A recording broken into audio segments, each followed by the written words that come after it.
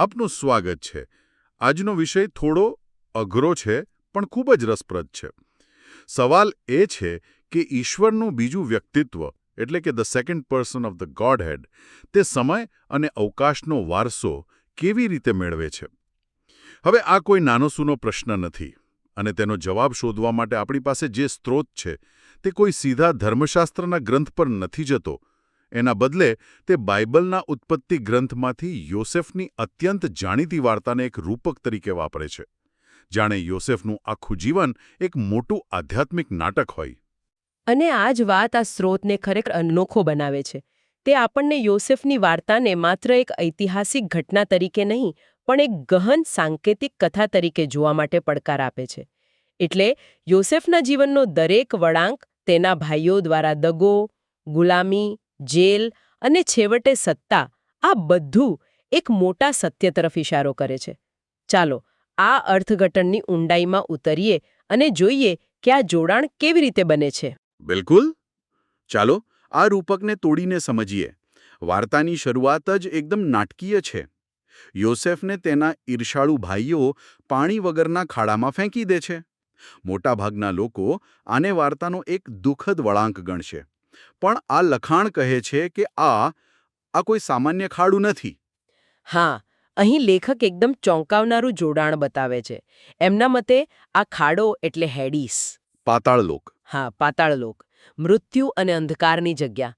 તર્ક એવો છે કે જેમ યોસેફને ખાડામાં ઉતારવામાં આવ્યો તેમ ઈશ્વરના બીજા વ્યક્તિત્વે આદમનું રૂપ ધારણ કર્યું અને એ રીતે તેઓ સાંકેતિક રીતે આદમની પાપી અવસ્થામાં એટલે કે હેડીસમાં કેદ થયા.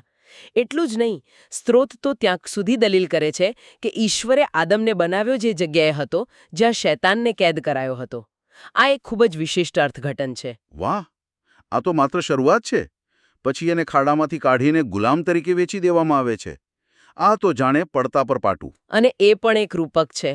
યોસેફનું ગુલામ બનવું એ ઈશ્વરના બીજા વ્યક્તિત્વ દ્વારા સેવકનું રૂપ લેવાનું પ્રતીક છે, જેમ ફિલિપીના પત્રમાં લખ્યું છે. ખરું ને? બરાબર. તે પાપી ન હોવા છતાં પાપી મનુષ્ય તરીકે ગણાયા અને સેવા કરવા આવ્યા.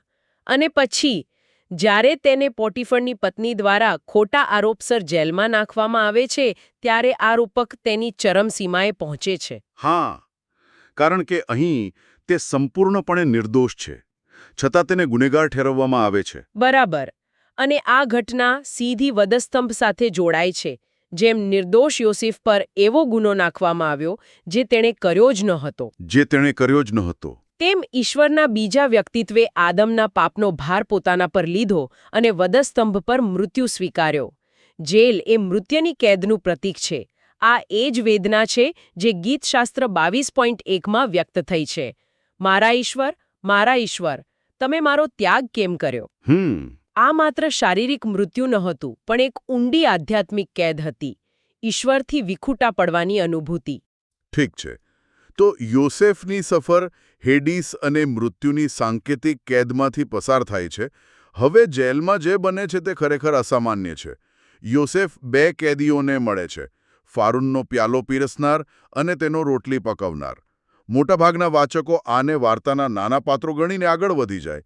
પણ સ્ત્રોત અહીં એક ખૂબ જ ઊંડો સાંકેતિક અર્થ જુએ છે, જે સીધો વધસ્તંભ સાથે જોડાયેલો છે. હા, અને આ જોડાણ સમજવા માટે પહેલા આપણે પાત્રોના પ્રતીકોને સમજવા પડશે. આ ચોક્કસ સંદર્ભમાં લેખક દલીલ કરે છે કે ફારૂન એ ઈશ્વરના પ્રથમ વ્યક્તિત્વ એટલે કે પિતા ઈશ્વરનું પ્રતીક છે. એક મિનિટ, આ થોડું વિચિત્ર નથી? સામાન્ય રીતે બાઇબલમાં ઇજિપ્તનો રાજા ફારૂન એક નકારાત્મક પાત્ર હોય છે, ઈશ્વરનો વિરોધ કરનાર. તેને તો શૈતાનનું પ્રતીક પણ માનવામાં આવે છે. પણ અહીં સ્ત્રોત કહે છે કે તે પિતા ઈશ્વરનું પ્રતીક છે. આટલો મોટો ફેરફાર સ્ત્રોત કેવી રીતે સમજાવે છે? તમારો પ્રશ્ન બિલકુલ યોગ્ય છે. સ્ત્રોત આ વિરોધાભાસને સ્વીકારે છે. તે સ્પષ્ટ કરે છે કે બાઇબલના મોટા ભાગના ભાગમાં ફારૂન ખરેખર શૈતાનનું પ્રતીક છે. એ સાચું છે, પરંતુ આ ચોક્કસ વાર્તામાં યોસેફના ઉદયના સંદર્ભમાં ફારૂનની ભૂમિકા અલગ છે. અચ્છા. અહીં તે અંતિમ સત્તા છે જે યોસેફને અધિકાર સોંપે છે.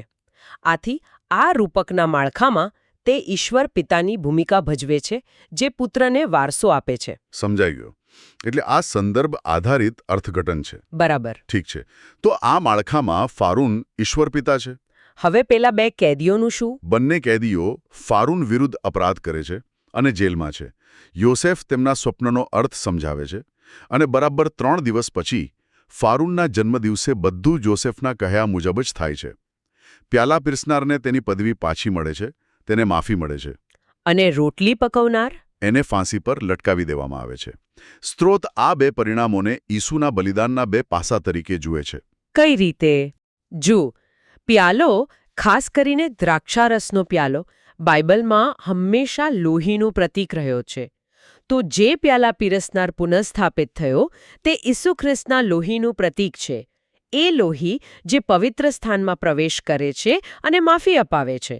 અને બીજી બાજુ રોટલી પકવનાર, જેનું શરીર ઝાડ પર લટકાવવામાં આવે છે, તે ઈસુ ખ્રિસ્તના શરીરનું પ્રતીક છે, જે વધસ્તંભ પર લટકાવાયું. એટલે એક જ બલિદાનના બે ભાગ: લોહી જે જીવન આપે છે અને શરીર જે મૃત્યુ પામે છે. વાહ, આ તો અદ્ભુત છે. મતલબ કે જેલના બે કેદીઓના અલગ અલગ ભાગ્ય દ્વારા સ્ત્રોત પ્રાયશ્ચિતની આખી પ્રક્રિયા સમજાવી રહ્યું છે. આ નાની ઘટનાને બ્રહ્માંડના સ્તર પર લઈ જવામાં આવી છે. બરાબર. આ પ્રાયશ્ચિતની ક્રિયા છે. ઈસુનું શરીર વધસ્તંભ પર પાપનો દંડ ભોગવે છે, જ્યારે તેમનું લોહી, જે તેમના પવિત્ર જીવનનું પ્રતીક છે, તે પડદાને પાર કરીને ઈશ્વરના સિંહાસન સુધી પહોંચે છે. આ લોહી દ્વારા જ સમય અને અવકાશમાં ફેલાયેલા પાપનો નાશ થાય છે અને સમગ્ર સૃષ્ટિ માટે પ્રાયશ્ચિતનો માર્ગ ખુલે છે. અને તમે કહ્યું કે આ ત્રીજા દિવસે બને છે? હા, નોંધ લો કે આ ઘટના ત્રીજા દિવસે બને છે, જે સીધો ઈસુના ત્રીજા દિવસે થનારા પુનરુત્થાનનો સ્પષ્ટ સંકેત છે. તો પ્રાયશ્ચિત, આ વિચાર અહીં કેન્દ્રમાં છે. સ્ત્રોત આના મૂળમાં ઉતરવાનો પ્રયાસ કરે છે, ખરું ને? તે એક તર્કની શૃંખલા રજૂ કરે છે કે પ્રાયશ્ચિતની જરૂર જ કેમ પડી, જાણે કે 5 શા માટેની ટેકનિક. હા, અને એ તર્ક આ પ્રમાણે છે: પ્રાયશ્ચિત શા માટે જરૂરી છે? કારણ કે પાપ થયું. બરાબર. પાપ શા માટે થયું? કારણ કે પાપ કરવાનો નિર્ણય લેવાયો. નિર્ણય કેમ લઈ શકાયો? કારણ કે નિર્ણય લેવાની ક્ષમતા, એટલે કે સ્વતંત્ર ઈચ્છા શક્તિ આપવામાં આવી હતી. આથી સ્ત્રોત દલીલ કરે છે કે પ્રાયશ્ચિતનું જે અંતિમ, જે મૂળભૂત લક્ષ્ય છે એ બીજું કંઈ નહીં પણ સ્વતંત્ર ઈચ્છાશક્તિ પોતે જ છે. આને થોડું વધુ સમજાવો. પ્રાયશ્ચિત કોઈ વસ્તુ કે વ્યક્તિ માટે હોય, પણ એક ક્ષમતા માટે કેવી રીતે હોઈ શકે? આને આ રીતે વિચારો. જો કોઈ બગીચામાં ઝેરી છોડનું મૂળ હોય તો માત્ર તેની ડાળીઓ કે પાંદડા કાપવાથી સમસ્યા કાયમ માટે હલ નહીં થાય, બરાબર? ના, મૂળ કાઢવું પડે. બસ, તમારે મૂળને જ નિશાન બનાવવું પડશે. સ્ત્રોત મુજબ પાપરૂપી ઝાડનું મૂળ એ પસંદગી કરવાની શક્તિ, એટલે કે સ્વતંત્ર ઈચ્છા શક્તિમાં છે. તેથી પ્રાયશ્ચિત સીધું એ મૂળ પર જ વાર કરે છે. તે માત્ર કરેલા પાપોને માફ નથી કરતું, પણ જે ક્ષમતામાંથી પાપ જન્મે છે તેને જ શુદ્ધ કરે છે. ઠીક છે. અહીં સ્ત્રોત અમુક વિશિષ્ટ શબ્દોનો ઉપયોગ કરે છે, ખાસ કરીને કોરિયન શબ્દો. તે કહે છે કે આ ઈચ્છાશક્તિ આદમના આત્મામાં રહેલી છે, જેના માટે તે હોન શબ્દ વાપરે છે. આ થોડું અણધાર્યું છે. શા માટે કોરિયન શબ્દોનો ઉપયોગ? શું મૂળ હિબ્રુ શબ્દ આત્મા કરતાં આ શબ્દમાં કોઈ અલગ અર્થ છુપાયેલો છે? ખૂબ સારો પ્રશ્ન. સ્ત્રોત મુજબ આ શબ્દોનો ઉપયોગ ચોક્કસ ધર્મશાસ્ત્રીય ભેદ પાડવા માટે થયો છે. તે માનવના અસ્તિત્વને 3 ભાગમાં જુએ છે: યોંગ એટલે કે જીવ અથવા સ્પિરિટ, હોન એટલે કે આત્મા અથવા સોલ, અને શરીર. લેખકના મતે યોંગ એ ઈશ્વર સાથે જોડાયેલો ભાગ છે, જ્યારે હોન એ આપણું વ્યક્તિત્વ, આપણી બુદ્ધિ, લાગણીઓ અને સૌથી અગત્યનું આપણી ઈચ્છાશક્તિનું કેન્દ્ર છે. પાપ કરવાનો નિર્ણય હોનમાં લેવાય છે અને શરીર દ્વારા તે અમલમાં મૂકાય છે. તેથી પ્રાયશ્ચિતનું મુખ્ય કેન્દ્રબિંદુ એ હોન અને શરીર છે. તો શું તેનો અર્થ એ છે કે યોંગ એટલે કે જીવનું પ્રાયશ્ચિત નથી થતું? અને અન્ય જીવો, જેમ કે પ્રાણીઓ કે પર્યાવરણનું શું, જે આદમના પાપથી પ્રભાવિત થયા? સ્ત્રોત આ મુદ્દાઓની પણ ચર્ચા કરે છે. તે કહે છે કે જે વસ્તુઓમાં સ્વતંત્ર ઈચ્છાશક્તિ નથી, જેમ કે પ્રાણીઓ કે પર્યાવરણ, તેમનું પણ પ્રાયશ્ચિત જરૂરી છે, કેમ કે તેઓ આદમના પાપને કારણે દૂષિત થયા છે. જાણે કે કોઈ પરમાણુ દુર્ઘટના પછી આસપાસનો વિસ્તાર રેડિયેશનથી પ્રભાવિત થાય. અચ્છા. પરંતુ તેઓ પ્રાયશ્ચિતનું મુખ્ય લક્ષ્ય નથી. મુખ્ય લક્ષ્ય તો એ ઈચ્છાશક્તિ છે જેમાં ફરીથી પાપ કરવાની સંભાવના રહેલી છે.